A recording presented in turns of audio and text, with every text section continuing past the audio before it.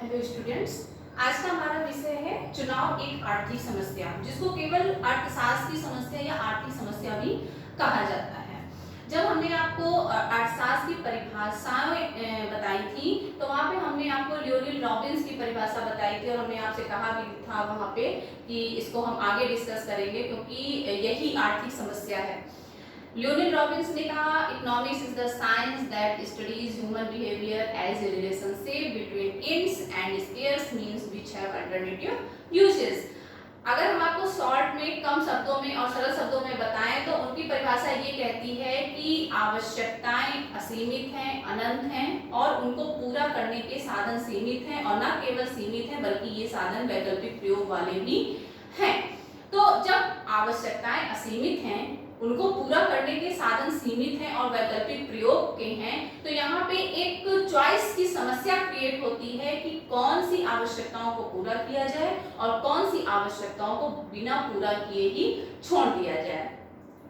इसके बाद हमने आपको पाल सैमुअल्सन की विकास केंद्रित अर्थशास्त्र की परिभाषा डिस्कस की, जिसमें पाल सैमुअल्सन की परिभाषा भी अगर शॉर्ट शब्दों में ये कहा उन्होंने अपनी परिभाषा में कि अर्थशास्त्र इस बात का अध्ययन करता है कि किस प्रकार व्यक्ति और समाज वर्तमान समय में और भविष्य के लिए उपभोग, उत्पादन और उसके वितरण को सुनिश्चित करता है। यानी कि वहां भी समस्या उपभोग, उत्पादन और उसके वितरण को लेकर के थी।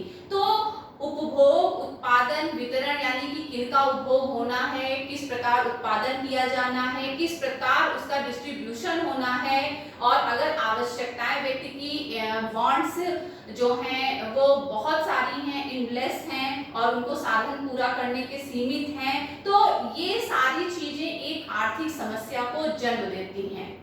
तो हम एक एक करके आपको बताते हैं। जैसे कि लियोनेल रॉबिन्स ने जब अपनी परिभाषा दी तो वहां पे तीन मेन फैक्ट हैं, तीन मेन एलिमेंट्स हैं जिसपे हमें बात करनी है। उन्होंने कहा अनलिमिटेड इन्स, यानी कि असीमित आवश्यकताएं, अनलिमिटेड इन्स। इनको जो पूरा करने के साधन है वो सीमित हैं, यानी कि लिमिटेड, एंड ना केवल वो सीमित है बल्कि वो वैकल्पिक भी है। वैकल्पिक का मतलब ये हुआ कि उनका एक जगह प्रयोग भी संभव है और अगर साधन को वहां से हटा के दूसरी जगह भी प्रयोग किया जा सकता है। जैसे कि अगर भूमि एक उत्पत्ति का संसाधन है तो उस भूमि पे खेती भी की जा सकती है, मकान भी बनाया जा सकता है, स्कूल भी बनाया जा सकता है, हॉस्पिटल भी बनाया जा सकता है, लेकिन किस प्रकार की आवश्यकता की तीव्रता कितनी है इस पर डिपेंड करता है कि वहां पे क्या कार्य होना चाहिए। तो जो साधन है वो ना केवल सीमित है बल्कि अल्टरनेटिव भी है। तो लिमिटेड एंड अल्टरनेटिव मीन्स साधन। अब जब साधन सीमित हैं और वैकल्पिक प्रयोग के हैं और जो आवश्यकताएं हैं वो असीमित हैं, तो ये यहाँ पे एक चॉइस की समस्या क्रिएट हो जाएगी कि किस प्रकार की आवश्यकताओं को पूरा किया जाएगा और किनको अधूरा छोड़ा जाएगा। यहाँ पे क्रिएट हो जाएगी प्रॉब्लम, इकोनॉमिक प्रॉब्लम।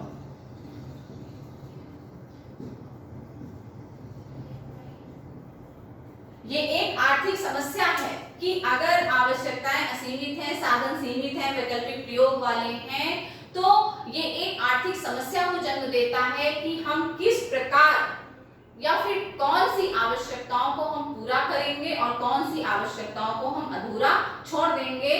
और यहीं पे इकोनॉमिक्स का जन्म होता है। इकोनॉमिक्स इसी बात का अध्ययन करता है कि इन दोनों के बीच में कैसे संबंध स्थापित किया जाए, और यहीं पे समस्या क्रिएट होती है चॉइस की। Economic problem as an choice, या इकोनॉमिक प्रॉब्लम हमने लिख लिया है, इसको आर्थिक समस्या तो हम कहते हैं, या फिर problem of choice.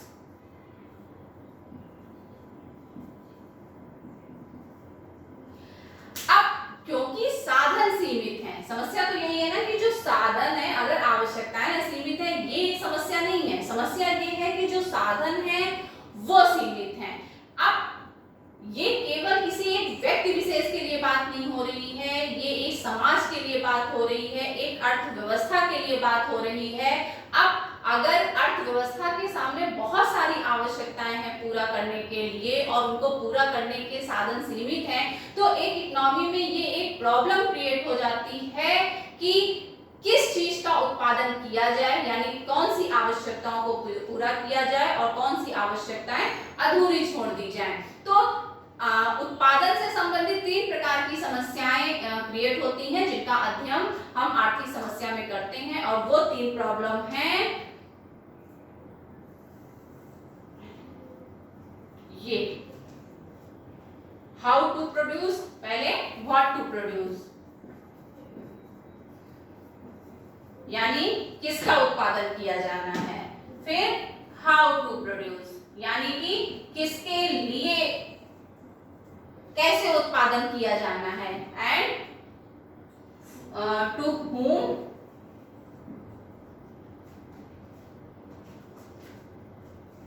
To produce, यानी कि किसके लिए उत्पादन किया जाना है। ठीक है, आई थिंक आपको इतनी बात समझ में आ रही है कि जब इकोनॉमिक प्रॉब्लम यहाँ पे क्रिएट हो जाती है कि आवश्यकताएं, यानी कि एक अर्थव्यवस्था में किन वस्तुओं का उत्पादन किया जाना है, किनका नहीं किया जाना है, तो वहाँ पे 3 प्रकार की मेन बातें आती हैं कि क्या उत्पादित किया जाना है। तो क्या उत्पादित किया जाना है, ये तो डिपेंड करता है कि वस्तु का नेचर क्या है या फिर उस समय समाज की या लोगों की प्रेफरेंस क्या है। तो इसका समाधान हो सकता है, आप इसको ऐसे एरो बना करके ही लिख सकते हैं कि ये नेचर एंड प्रेफरेंस, यानी कि इस आर्थिक समस्या को हल किया जा सकता है। इसके अंतर्गत ये देखा जाता है कि किस प्रकार की वस्तु की प्रकृति, यानी किस प्रकार की वस्तुओं और सेवाओं का उत्पादन किया जाना है और कितना उत्पादन किया जाना है। ये तो प्रॉब्लम हो गई। ठीक है, इसका सलूशन ये हो सकता है कि हम इसके अंतर्गत इस बात का अध्ययन करते हैं कि उस समय लोगों की या समाज की क्या प्रायोरिटी है, क्या उनकी प्रेफरेंस है, किस प्रकार की वस्तुओं का उत्पादन किया जाना है।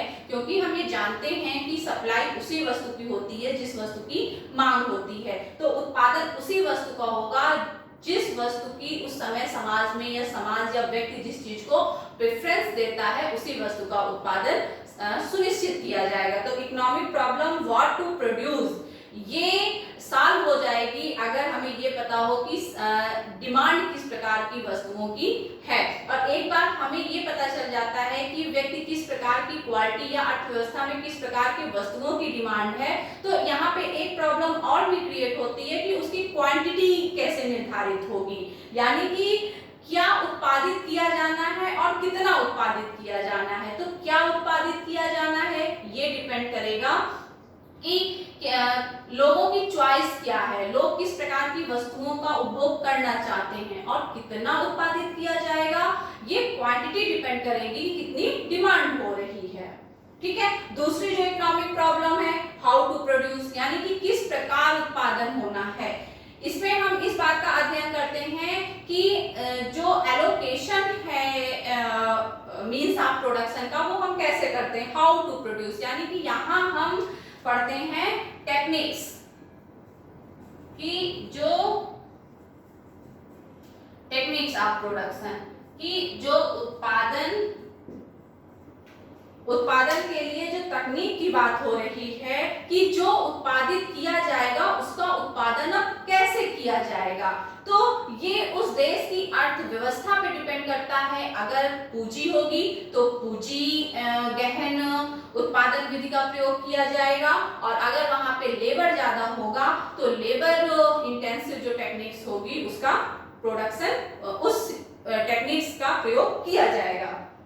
हाउ टू प्रोड्यूस, कैसे उसका उत्पादन किया जाना है। तो यहाँ पे मेन टेक्निक की बात है कि किस टेक्निक से उसका उत्पादन किया जाएगा। ये हमने आपको एक कदम आगे का बताया है कि टेक्निक भी, क्योंकि देश में दो ही प्रकार की टेक्निक हो सकती हैं, या तो श्रम प्रधान होगा या तो पूंजी प्रधान होगा। अब अगर अमेरिका में टेक्निक की बात आएगी तो वो पूंजी प्रधान लेंगे, क्यों? क्योंकि उनके पास कैपिटल ज्यादा है। लेकिन अगर भारत में टेक्निक की बात आएगी तो क्योंकि हमारे यहाँ लेबर ज्यादा है, इसलिए हम जो श्रम प्रधान टेक्निक होती हैं उनको वरीयता देते हैं। तीसरी इकोनॉमिक प्रॉब्लम है टू हुम टू प्रोड्यूस, किसके लिए उत्पादन किया जाना है, यानी कि जिस वस्तु का उत्पादन हो रहा है वो किसके लिए किया जा रहा है। मेन बात ये है डिस्ट्रीब्यूशन की। तो इसको आप इसका मतलब हुआ डिस्ट्रीब्यूशन, यानी कि जिस वस्तु का उत्पादन किया गया है उसका समाज के विभिन्न वर्गों के मध्य में वितरण किस प्रकार होगा। क्योंकि समाज जिसको आय का वितरण भी कहते हैं, आप डिस्ट्रीब्यूशन ऑफ इनकम भी समझ सकते हैं इसको, कि जिस वस्तु का उत्पादन हुआ है उसका समाज में वितरण किस प्रकार सुनिश्चित किया जाएगा। तो क्योंकि जो गरीब लोग होती हैं उनकी क्रय शक्ति कम होती है, तो उनके पास वस्तु का उत्पादन कम जाता है, और जो अमीर संवर्ग होता है उसकी परचेजिंग पावर ज्यादा होती है, तो उसके पास वस्तुओं का एलोकेशन ज्यादा जाता है। अब हम आपको शॉर्ट में बताते हैं कि इकोनॉमिक प्रॉब्लम कहाँ से क्रिएट होती है और कौन कौन सी चीजें हम इसके अंतर्गत पढ़ते हैं।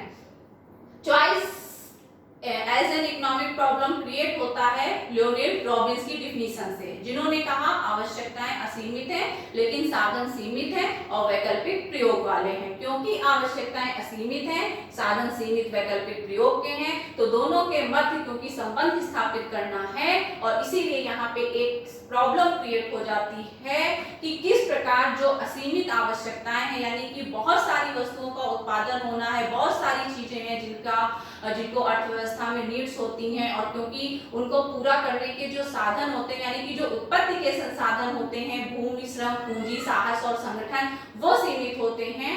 तो यहाँ पे जो प्रॉब्लम क्रिएट हो जाती है तो उसके अंतर्गत हम तीन बातों को रखते हैं। व्हाट टू प्रोड्यूस, यानी कि किसका उत्पादन होना है, हाउ टू प्रोड्यूस, कैसे उत्पादन होना है, टू हुम टू प्रोड्यूस, यानी फॉर हुम टू प्रोड्यूस आप कर लीजिए कि किसके लिए उत्पादन होना है। तो व्हाट टू प्रोड्यूस का मतलब हो गया कि क्या उत्पादित किया जाना है, कितना उत्पादित किया जाना है। तो ये उस देश की जो जनसंख्या होगी उसकी डिमांड पे निश्चित होता है कि कितना उत्पादन होना है और किस प्रकार की वस्तुओं का उत्पादन होता है।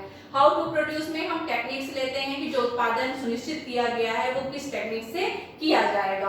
और फॉर हुम टू प्रोड्यूस में हम एलोकेशन को सुनिश्चित करते हैं कि जो वस्तु का प्रोडक्शन हुआ है उसका गरीब संवर्ग और अमीर संवर्ग के बीच में आवंटन किस प्रकार सुनिश्चित किया जाएगा।